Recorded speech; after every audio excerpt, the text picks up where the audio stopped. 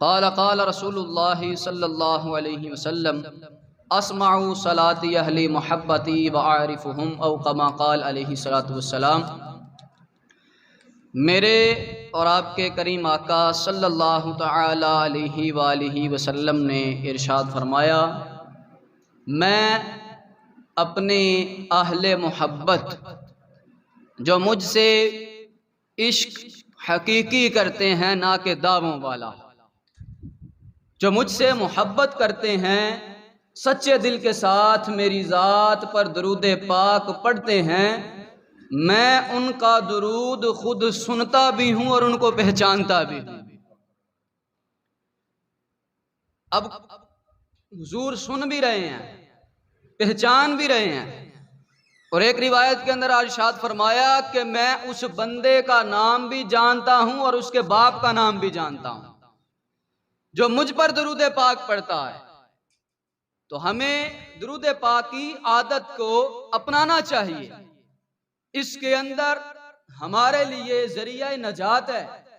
اگر ہمارے کریم آقا صلی اللہ علیہ وسلم ہمیں پہچان لیتے ہیں، قبر کے اندر ہمیں پہچان لیتے ہیں، تو ہماری بخشش ہو جائے گی۔ لیکن اگر ہم نے درود پاک نہ پڑھا یا حضور علیہ السلام کی سنتوں پر عمل نہ کیا، ان کے دشمنوں جیسی عادات کو اپنایا، تو قبر کے اندر جب حضور علیہ السلام تشریف لائیں گے اور پہچاننے سے انکار کر دیا کہ یہ بندہ تو مجھ پر درود نہیں پڑھتا تھا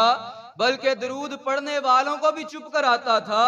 ان کے جناب درود پاک پڑھنے سے روکتا تھا، میری شان کے اندر کمیاں کرتا تھا، میرے بارے میں نازیبا الفاظ استعمال کرتا تھا، میری شان کے لیے جو میری شان کے لائق الفاظ ہیں ان الفاظ کو استعمال کرنے سے دریغ کرتا تھا، وہاں حضور علیہ السلام نے پہچاننے سے انکار کر دیا، تو قبر بھی خراب ہے، آخرت بھی برباد ہے۔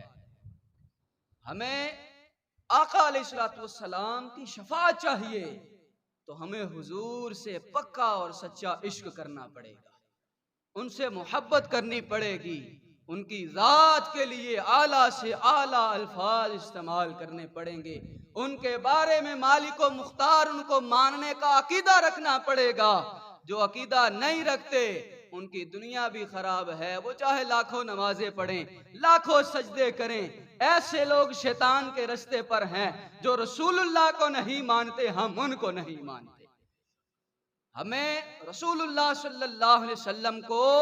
اس دنیا کا مالک و مختار بنا کر جو بھیجا گیا ہے اس عقیدے پر قائم و دائم رہنا ہے۔ اگر ہم کہیں کہ اختیارات نہیں ہیں پھر بھی ایمان جاتا ہے، اگر کہیں کہ حضور علیہ السلام کچھ نہیں کر سکتے تو بھی ایمان جاتا ہے، اگر کہیں حضور علیہ السلام زندہ تو ہیں لیکن قبر سے باہر نہیں آ سکتے پھر بھی ایمان جاتا ہے۔ احادیث اس پر ناطق ہیں، قرآن گواہ ہے کہ حضور علیہ السلام زندہ ہیں۔